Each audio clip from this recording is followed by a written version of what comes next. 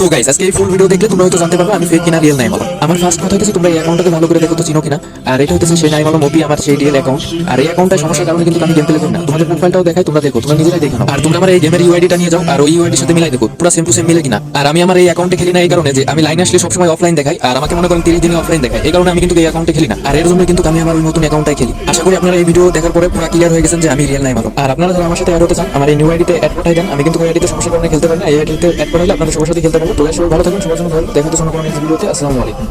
Naim Alam back করলে বাংলাদেশের যত ইউটিউবার, যত পার্টনার প্রোগ্রামের বিবেস প্লেয়ার আছে সবাই ভিডিও বানাইবো কম বেশ, যে আমাদের MP40 king Naim Alam back করছে, তাকে সবাই আগের মতো সাপোর্ট করো।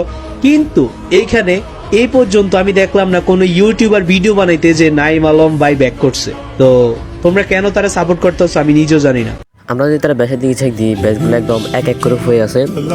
বাট সে কিন্তু তার টিকটক আইডিতে অনেক গেম প্লে করছিল এই নাইম আলমের আইডি দেওয়া। এটা কি রিয়েল গেম প্লে না ফেক গেম প্লে সেটা আমি জানি না।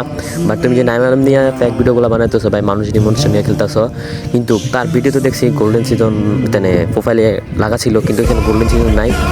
এটাই বোঝা যায় যে ভাই তুমি একদম ফেক নাইম আলম এডিট করে বসাইছো। বা এসব করো না। যদি কাপু রিয়াকশন দিত, আরও 3 বছর আগে কাপু একটা রিয়াকশন দিয়েছিল নাইম আলমের ব্যাগ, বাট নাইম আলম আসছিল অল্প কদিন থেকে চলে গেছিলো। বাট তুমি ওই ভিডিওগুলি সুইফটি করে বা টিকটক থাকতো, এটা ঠিক না ভাই।